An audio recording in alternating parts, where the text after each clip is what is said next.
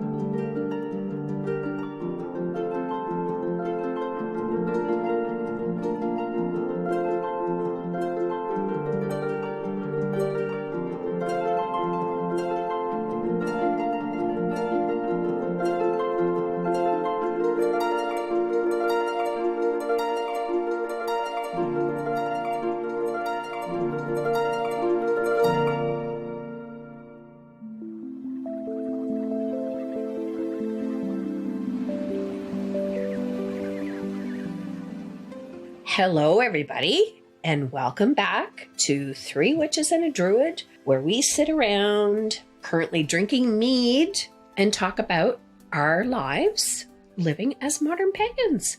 I'm Margot. And I'm Maeve. Gwen. And I'm Brian. And we have a guest today. Yay! Lo is with us. You want to introduce yourself a little? Hi everybody, I'm Lo. I am a witch and a druid now. Join the worst sex cult ever. Oh yes, love it.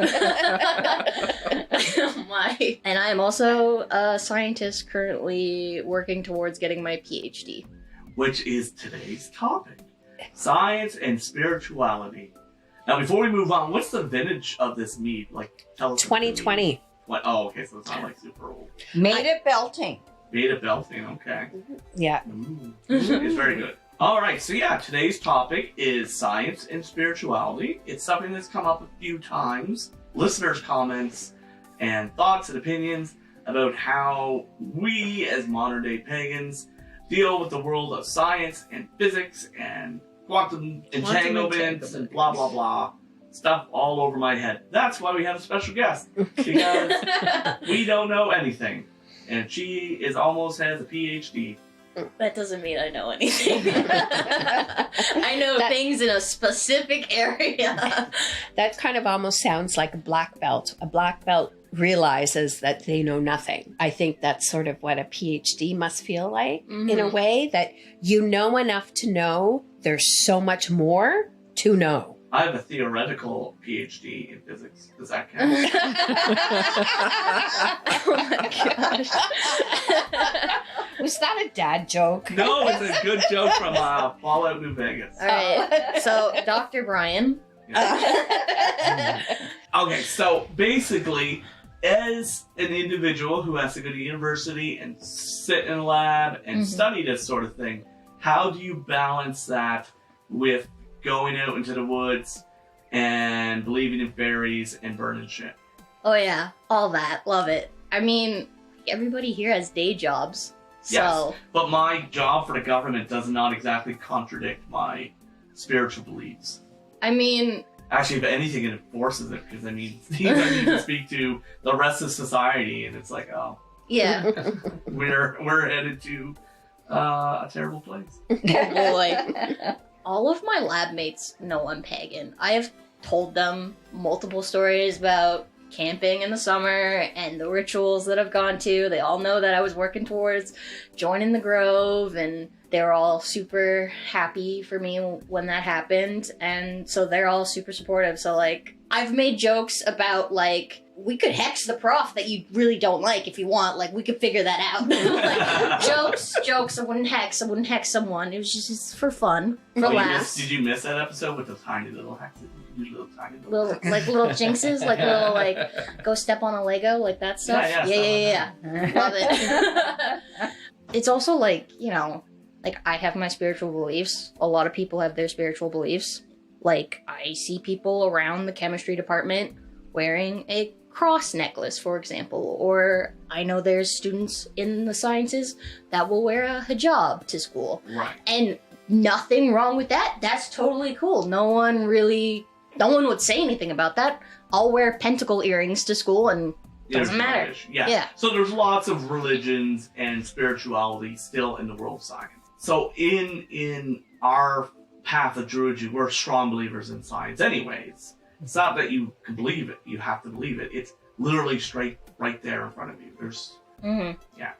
I mean, the life cycles of plants, you know, the wheel of the year is science. Exactly. Really? Yeah, So- science has finally caught up to mysticism. They can prove the chakras are there. They can prove auras are there. They can prove ley lines in the earth. You know, all of this quantum entanglement and everything is all being proven by science, all the energy fields. So for me, it's very simple. They walk hand in hand. You can look at it either way. Some people see it as divine. Some people see it as science, whatever floats your boat. Can I ask more about that? That's starting to get into like, I don't know if I agree with that kind of territory. Well, that's okay. Yeah. That's what this show's about.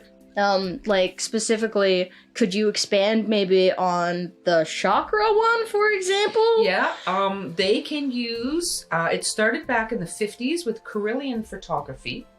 The Carillions were a Russian couple who, for the very first time during their photography, they managed to take a picture of the aura of a plant. So they could prove that there's an energy field around plants. So this is when this started.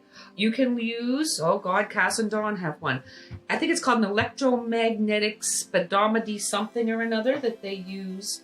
And in a far more advanced lab, they can detect the energy centers of chakras on people. Ooh, look at that. And it's confirmed. Carillion photography is a collection of photographic techniques used to capture the phenomenon of electrical coronal discharges around living beings, plants, and humans. Huh. Yeah, it's like the corona of the moon. I love that. So I'm gonna go science mode here and give my science answer. Yeah, That's why we invited you here. That's what Wouldn't we want. it be awkward if we were like, oh, we don't really want to hear that? I don't want to hear my science take. So You do your science take. So the science take is that, first off, that's very interesting. I would have to look into that more. Well, I can send you because links, apparently. if you want to send me the links, I'll take a look at it. But I can't. I'm sorry. Like, that's something I would not take at face value. I wouldn't just be like, oh yeah, that's a thing. Only hearing it from a friend, right? Oh no, you go look it up. You go I look would it up. go look it There's up. all kinds of sciencey sort of things since then. Because the thing is, there's just so much pseudoscience and so many ways that data can be manipulated or just presented in certain ways that is not accurate. A big thing within science is repetition and replication. So if it's not a phenomena that can be repeated and seen by other people in other labs throughout the world, then it's not going to be accepted by the scientific community. Another thing regarding the photographs, which was throwing up a little bit of a flag for me, is you're talking about a energy field or corona around the plant. I've seen photos or looked at stuff where it's like, oh, you can see the aura of whatever it is in the photo, and it's nothing but an artifact of the photography. So that can happen too, yes indeed. Yeah, so I would be curious as to what the photo is actually looking at and if it is just an artifact or it actually is something, because I'm sure that plants give off plenty of things. They could give off metabolites or anything like pheromones into the air. Like, I could see that happening for sure. Maybe, I don't know, like humans give off heat. If you were to take a heat kind of image of someone, you would see that kind of pulsating like outward from them. Well, the heat is energy. Yeah, coming well, off. yes, heat is energy. But as far as something else, I don't know. Alright, so Carillion photography is a collection of photographic techniques used to capture the phenomenon of electrical coronal discharges. It is named after the Soviet scientist Simon Carillion, who in 1939 accidentally discovered if an object on a photographic plate is connected to a high voltage source, an image is produced on the photographic plate. The technique has been variously known as electrography, coronal discharge, bioelectrography, blah blah blah. It was first discovered in 1889 by the Czechs, redone in 1998 by the Polish, done again in 1939 by two Czechs. I'm not going to read these names because I'm not going to get them wrong, right? And then finally in 1939, reproduced by Russian electrical engineer Simon Carillion and his wife Valentina. They developed the technique scientifically. They conducted experiments in which photographic film was placed atop of a conducting plate and another conductor was attached to a hand, a leaf, or a plant material. The conductors were energized by a high-frequency, high-voltage power source, producing photographic images typical showing silhouette of the object surrounded by an aura of light. In 1958, the Carillions reported the results of their experiments for the first time. Their work was virtually unknown until 1970, when two Americans published a book, Psychic Discoveries Behind the Iron Curtain, High Voltage Electrophotography, soon became known to the general public as Carillion photography. Although little interest was generated among Western scientists, Russians held a conference on the subject in 1972 at the Kazakh State University. the theory has not been put to the test due to Cold War issues. It's very interesting. I have thoughts. And what you said earlier about, things in photographs as a photographer as well. And as I was listening to you, I completely forgot that Brian was a photographer, but my photography training was all on 4x5 negatives. Yeah. So we did no digital photography at all. It was all on negatives. But the amount of artifacts and orbs and stuff. Well, that's the thing. I, as a photographer, super skeptical about orbs and things in photographs because there's just so many things that can create them. So yes, I too am skeptical on that. But at the same time, I have seen photographs that there are things in them that cannot be explained. Yeah. Yeah. So what are your thoughts? So after reading, I'm gonna assume that was like a wiki Oh article. yeah. Yeah. I'm not reading academic papers. No, here. that would be a lot of effort. Okay, so first off, sounds like it's a very interesting phenomena. Making a photo using electric currents, that sort of thing, I can totally see that being a thing. I was with you up until you got to the point where there was something about some book with the word psychic in the title. Yeah, so there's a large emphasis on the parapsychology, but there is a whole chapter here about how it was dismissed because it was Russian science, and Western science had turned it into this parapsychology thing where Russians were trying to treat it as a scientific thing. So you're anti-Russian. Well, you didn't grow up Cold War. It was all, if they said that the sky was blue, we said it wasn't, and vice versa. And let's be honest, putting that in a book title is like a clickbait title. There might be good news in the content of whatever that clickbait title is, or there may not be. You don't know. We didn't have social media, putting psychic or something like the 70s, the amount of pyramid stuff and the amount of psychic, and we were really interested in what was coming out of Russia because... Right. Yeah. Did you know that when Russia first launched Sputnik, it was here in Nova Scotia that they first found out? I was not aware of that. Yeah. Get out. Teleglobe down towards Bridgewater was the first site to notice that Sputnik had been launched. It was here in Nova Scotia. That's cool. But anyway, so the point is that there was this concept of auras. Somebody said, oh, this is kind of cool. We could kind of see it, but no one ever did enough research on it. And we don't know if it's auras. We don't know. Yeah. It's just electrical discharge. Yeah, so that's the one other point I would add is that, okay, you're creating some image on a piece of photo paper using electrical current. That's it. That's all you can take from that. You can't say it's an aura. And then I would ask, well, what's your definition of an aura and how, I would say that just that photo does not prove anything about the existence of auras. No, but it definitely weighs more in the favor that something could be there that's not explained.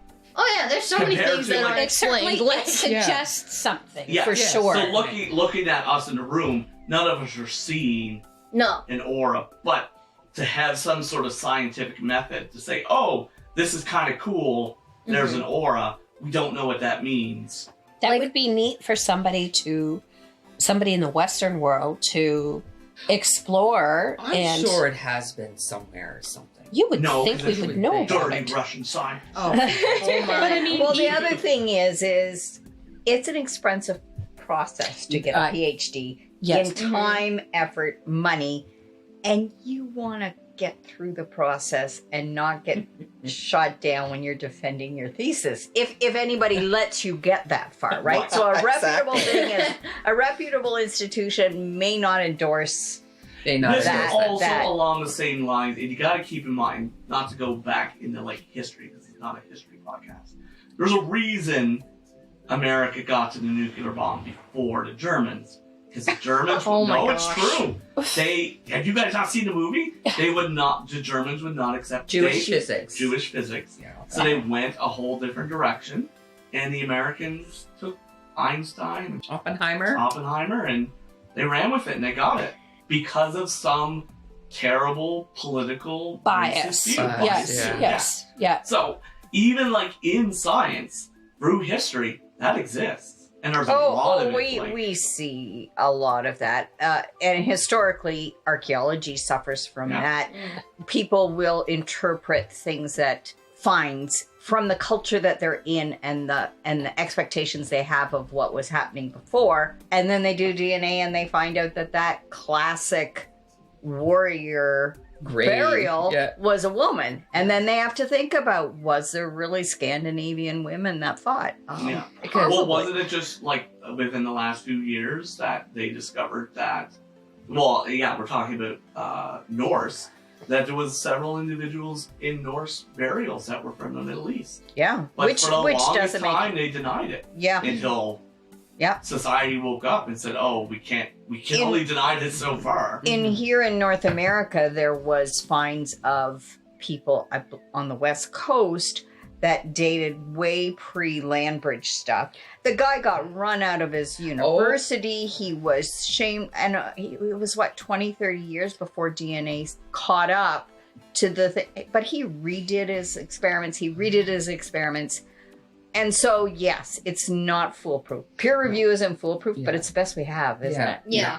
In today's society, science, of course, is to a certain level that requires a certain amount of peer review, a certain amount of testing, a certain amount of various variables to be proven. But that doesn't necessarily apply throughout history, as we know. Yeah. On that topic of pre-land bridge settlement, you go to Port au Choix in Newfoundland, and they have the red ochre people there, these red ochre people who they found their graves and whatnot. They predate the land bridge settlement by 15,000 years, and they're in Newfoundland. Yeah. But there's lots of backlash and people lost careers over it and that sort of thing. So we can set up systems like peer review, sort of things, and things still fail because we're all human. Yeah. And whatever. But I would think that a lot of things like studying of auras or chakras would be really hard to get past a computer to get approved for study. Do you find that you run into any other things like on your pagan path so far that you're like, I can't buy into that? I'm sure there's lots. I mean, for a while I was like, oh my gosh, I can't believe in gods. I can't believe in magic. Like, I'm a scientist. I can't do this. Like, what am I doing? There was this whole, crisis in my brain about that for a while. Yeah. But I feel the same way with the Fae, and then every time I say that, I get punished. So I don't. No fairies. Yeah. No fairies. Yeah, don't want to mess with that. No. I don't do fairies. So I'm not sure if you're aware of this group, but there is, and I think they mostly meet online, and I think there's more of them, more groups now, but they're called Atheopagans. Oh, yeah. So I facilitate for somebody in one of the prisons who he came to me and he said, I see value in ritual. I see value in this and the relationship with environment and all of those things, but I can't do the supernatural. It's no gods, no ghosts, no this, no that. And I'm like, okay. And this is a few years ago before it was a big thing. And so I did some Google and I thought, what can I bring this guy? And I came across this Atheopagan group and that book that he has. Yeah. And, he has, in a lot of ways, very UU-like principles and those sorts of things, like the Universalist Unitarians. And they focus on ritual. They focus on observing the environment and being connected with the environment. They follow the wheel of the year. So it's very interesting. They have a podcast if people are interested. This particular group anyway, called The Wonder, Science-Based Paganism, I think it's called. I listen to it because you never know what you're going to learn, right? Yeah, so it's another way of approaching it. For people that struggle. The one person, I think the guy that originated or first wrote the book. I think his name is Mark Green, I'm pretty sure. I was going to say it's Mark or Mike. Yeah, Mark Green. I listen really closely, you can tell. But anyway, he drifted from a pagan movement into this belief system. Like he realized, I can't go here, I can't go here, I can't, but there are people coming off the street where this is a really good entry point. And maybe through practice and ritual, a god speaks to somebody, right? A god makes themselves known. But maybe this is this is the way they interact with the world, and if it works, right? It also depends on people's beliefs. Like for me, my belief behind gods and goddesses is that they're simply personifications of concepts and ideals. So I don't necessarily think there's a room up in the sky full of a bunch of random guys being like, oh, I see Ryan over there, he's masturbating. Let's take a point off his chart. No, that's not how I view it. Yeah. And that's, those things are different views to everybody else. So. Yeah. Well, it's the same, like I've said before, I'm somewhat conflicted again because I question whether I believe in reincarnation, yet I've had past life experiences. So it's like, that is so oxymoronic, but. Right. So how, as a scientist, how do you feel about a variety of the topics that paganism covers that have no explanation, such as the soul? So, going back a little bit, I did identify as atheo-pagan for quite a while when I was trying to figure my stuff out. And so that was kind of the space that I could put myself in to still be able to participate in all of the benefits I get from being a pagan and having ritual and having that connection to nature. That's wonderful. That's so wonderful. And kind of putting aside the little mental distress from my sciencey side and then the gods and goddesses and magic part. It was like, okay, we're just gonna do this for a while. But then I have like thought so much about this, and it's my thought process is that the scientific method is great and it's super powerful and it does amazing things, but it cannot prove or disprove the existence of magic. It cannot prove or disprove the existence of gods or goddesses. There's no way to test that and say yes or no one way or the other. So I really think spirituality and religion in general is such a personal thing. It's not for science. It doesn't have to make sense to everybody else. It just has to make sense to you. Right. Absolutely. They can work hand in hand, and it's your own personal choice.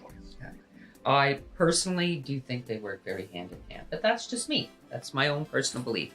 But here's the thing, that if I ever had any doubt that struck at home for me about, the spiritual world or the natural world and me and our connection is, within the brain, there are specific tissues that are responsible for keeping the heart beating. Correct. And what are those tissues made up of? Well, they're made up of cells. And what are those cells made up of? Well, they're made up of molecules. And what are molecules made up of? They're made of atoms. And what are those atoms made up of? Subatomic particles. And what are those subatomic particles primarily composed of? Energy. Everything is 99% energy. So to me, I'm connected in that creative energy. And that's how I see it. For me, if I can get into my own energy and let it drift into other energies, I can feel those things around me. And that's how I see it. That's just me. That's my take on it. And some people see, the old Stardust concept, with nothing new is ever created. We're all made up of each Stardust. other. Yeah. All of this idea, there is some science apparently behind that, but maybe I'm too airy-fairy, maybe. But no, maybe I'm too harsh. No, there's nothing wrong with that. No, that's excellent. Both sides. This is a little different, but I think kind of what you're thinking, and this is kind of where I come from. So this is an analogy, and I know Brian hates stories. This is like this. He hates those things. But anyway, I come into the room and you're holding your hand up to here. And I say, what are you doing? You say, I'm talking to my buddy. They want me to grab some milk on the way home. And I go, you're talking to a piece of glass and plastic. Like in my head, that's what I see, right? I'm right, but you're right. And the point is, you need that glass and plastic to have that conversation. But the thing that has value is the content of the conversation that you have to bring milk home. So when I get into a conversation and somebody says, that's not a near-death experience, that's a flooded DMT. They don't have to be two separate things. The DMT can be flooding the brain, and the important thing about that means nothing to a person near death or, wherever they are on that line without the content of what that unlocked within them. The content has the mystical, the spiritual value. The mechanism by which we get it is irrelevant in the realm of spirit. It's necessary, but the value is in the content.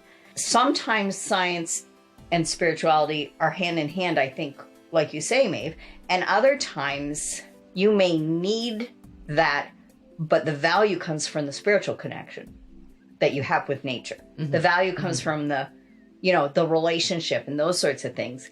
They do different things. They are viewed differently, and the science part is probably necessary. You need that phone. You need that DMT to have that near-death experience. You need whatever. But from a faith, spiritual, cosmological, where do I fit in the universe aspect, it's the content is the value.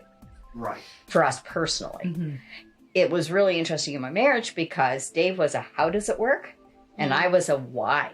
Why is this important? Why is this whatever? But he always wanted to figure out how, right? So we balanced each other. But I can see definitely the how's important, right? You need to know how things work. Mm-hmm. The science is important, but not always overlapping.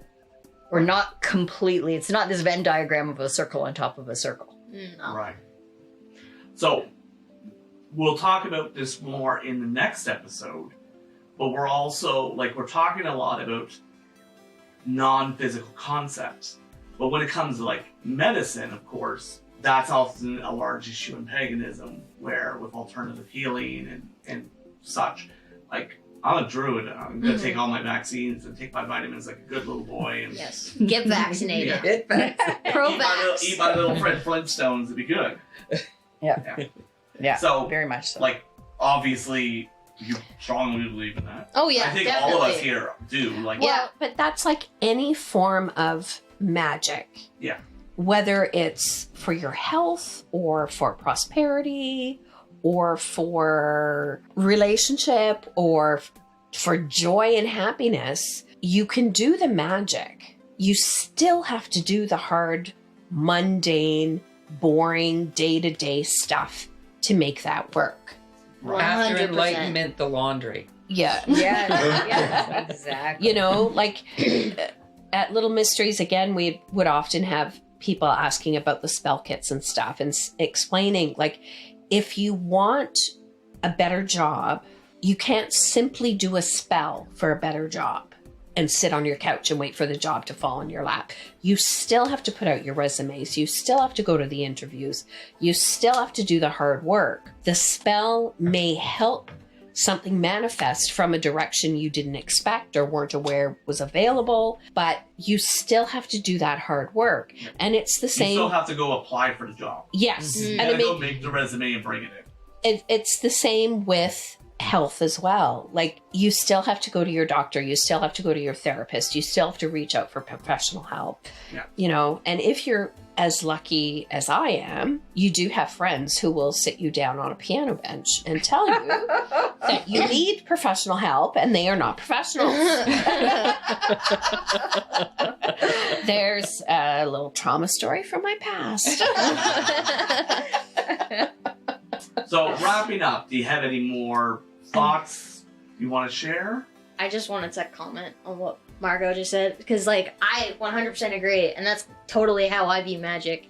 And so in my brain, in my sciencey brain, I'm like, yeah, this makes sense to me. I'm still gonna put in the mundane work, maybe for that job spell, but then I'm like, well, so either magic's real and I'm giving myself a little extra nudge towards that direction, or magic's not real and I lit a candle and did some deep breathing and meditation and thought about what I really wanted for a little bit. At the end of the day, nobody's at a loss really. Exactly. So yes. Yeah. I'm gonna keep doing what's feels good to me. The fact that it feels good to you Yeah. as well. Yeah. Even if all you're getting is a little personal calm out of that Mm-hmm. in our world And that we're living in right That's a now. biggie. That's huge. A little That's personal huge. calm is Yeah. But it also, that little personal calm carries you through that interview in a way that you may score a little better. Absolutely. For sure. One of my new favorite quotes I've heard recently is, some call it magic, some call it quantum physics, some call it prayer. No one's arguing that it exists, they all just arguing what it's called. Yeah. Absolutely. I've seen that recently. That's Yeah. very, very good. Yeah. Well, Lo, I'd like to thank you. We'd all like to thank you very much for coming here and Thank you so much. and braving us. You're a very brave girl. And thank you very much to everyone for listening.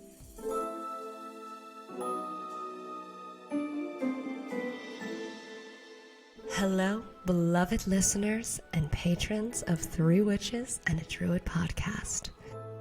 We would like to take a moment to express our heartfelt gratitude for your unwavering support of our podcast.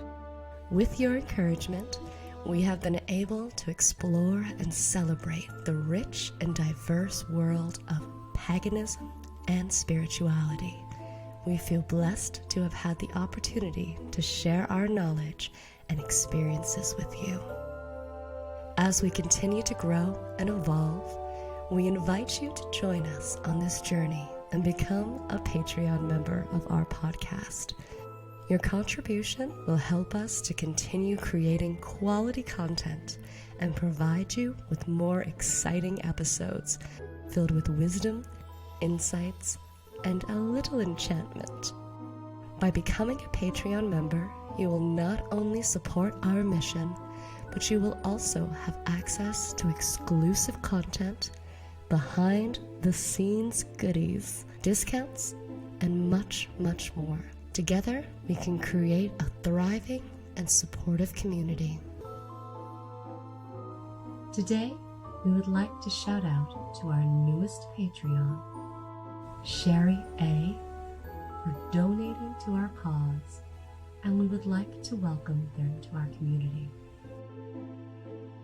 To all of our amazing Patreons and our supporters and listeners, we thank you from the bottom of our hearts for being a part of our Three Witches and a Druid family.